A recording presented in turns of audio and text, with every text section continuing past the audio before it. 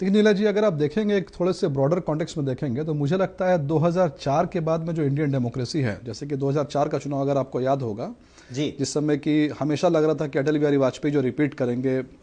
काफी feel good, उम्मीदें थी, फील गुड फैक्टर बहुत चला था और शाइनिंग इंडिया, फील गुड, बिल्कुल जितने भी ओपिनियन पोल थे, एग्जिट पोल बोल लीजिए, आप जो बोलिए, हर कोई एक इशारा कर रहा था कि जो वाजपेयी जी दोबारा आने वाले थे, लेकिन जो रिजल्ट हमारे फेवर में नहीं आया और काफी सारी चीजें चेंज होगी। उसके बाद मुझे लगता है कि लगभग जितने चुनाव यहाँ पर हुए हैं, यहाँ पर वोटर को प्रेडिक्ट करना काफी मुश्किल हो गया। जैसे कि अगर आपने नाम गिनाए, झारखंड के नाम गिनाए,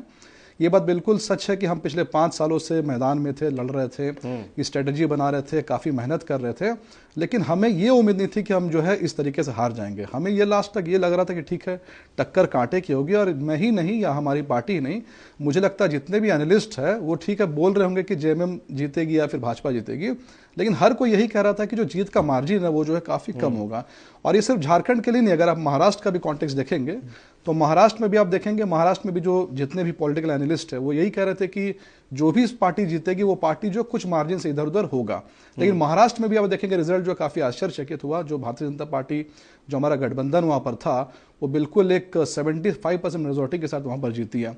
तो अभी चूंकि रिजल्ट कल ही आया है, अभी जो है 24 घंटे रिजल्ट आए हुए हैं, तो इतनी जल्दबाजी में कहना कि कहां पर चूक हुई, कहां पर हम जो है मिस कर गए, अभी इस पर कोई कमेंट नहीं कर पाऊंगा। बस एक ब्रॉड लेवल पे एक बात ये कह सकता हूं, जो हमने अभी तक ये महसूस किया है कि चुनाव में झारखंड मुक्ति मोर्चा, कांग्रेस पार्टी, उनकी तरफ से भी कुछ वादे किए जा रहे थे, फिर अपना ट्रैक रिकॉर्ड दिखाया जा रहा था, और हम लगे हुए थे कि आपका ट्रैक रिकॉर्ड खराब था, फिर हम क्या वादे करेंगे, और दोनों वादे लेकर के जनता के पास गए। तो ये एक चूक है कि हमारे जो वादे थे या फिर हम जो जनता को कन्विंस करना चाह रहे थे, कहीं ना कहीं हम जनता को कन्विंस नहीं कर पाए। और अगर आप वोट शेयर की बात करें तो हमारा राजसू जो एनडीए गठबंधन है उसका वोट शेयर लगभग 34% आ रहा है, 34-35% के आसपास आ रहा है, और वहीं जेएमएम कांग्रेस आरजेडी देखेंगे तो वो लगभग 44% आ रहा है। यानी कुल मिलाकर के 10% जनता ऐसी है जिसको कन्विंस करने के मामले में जो जेएमएम का गठबंधन है वो ज़्यादा सफल रहा, हम थोड़े से असफल रहे। और हम क्यों असफल रहे, एक एक सीट पर हम मंथन करेंगे, क्योंकि अभी 24 घंटे हुए हैं, कुछ 2-4 दिनों में भी तो प्रक्रिया लोकतंत्र की बाकी है। सीएम साहब अभी शपथ लेंगे, हमारे विधायक दल के नेता चुने जाएंगे, इसी बीच में हम जो है चीज़ों को मंथन करेंगे कहाँ गलती हुई है। और हमने ये फैसला किया है, कल भी रविंद्र राय जी हमारे जो कार्यकारी प्रदेश अध्यक्ष उन्होंने प्रेस कॉन्फ्रेंस किया और उसमें कहा है, और बाबूलाल मरांडी जी ने भी इस बात को कहा है कि हम अब एक सशक्त विपक्ष की भूमिका में रहेंगे, और हम जो है जो हेमंत सोरेन सरकार जो दोबारा आने वाले हैं, हम इनको अभी भी याद दिलाएंगे कि जो अधूरे वादे थे या फिर जो वादे लास्ट तक हाईकोर्ट, जैसे कि मान लीजिए कई बार हाईकोर्ट ने भी इंटरवीन किया कि आप जल्द से जल्द सूचना आयुक्त उसको जो है ये कीजिए, या फिर नगर परिषद के चुनाव बाकी हमारे झारखंड में, रांची में चुनाव नहीं हुआ, चक्रधरपुर चाईबासा में चुनाव बाकी है, तो हम हेमंत सोरेन सरकार को बार बार इस बात का रिमाइंड भी कराएंगे कि जो जनता से किए हुए वादे आप उसको पूरा कीजिए, और एक अच्छे सशक्त भूमिका विपक्ष के रूप में हम सामने आएंगे।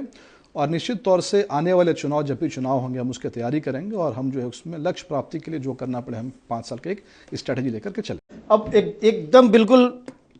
बहुत संक्षेप में जानना चाहूंगा कि जब अब दिग्गज जब हार चुके हैं, अब पार्टी की क्या रणनीति होगी? अजय जी आप ही बताइए बहुत संक्षेप में। नहीं, पार्टी की रणनीति बिल्कुल, मैंने कहा कि चुनाव एक पड़ाव मात्र है, 5 साल में एक बार चुनाव आता है, लेकिन 5 साल के बाद, कल ही से आप देखिए कि मुझे लगता है 2-3 दिन में हमारे पास कुछ ना कुछ कार्यक्रम आ जाएंगे। अभी सदस्यता अभियान चलने वाला है, हम समीक्षा करेंगे, उसके बाद कहाँ कमी नहीं रही, उसको किस तरह से गैप को फिल करना है वो करेंगे। पर एक बात बिल्कुल स्पष्ट है कि ये बात सही है कि हम जो मुद्दों को, जिसको हमने चुनाव में उठाया था, हम उस मुद्दों को जनता को कन्विंस करने में सफल नहीं हो पाए, पर हम उन मुद्दों को छोड़ेंगे नहीं। हम उन मुद्दों के साथ में सदन से लेकर के, सड़क से लेकर के,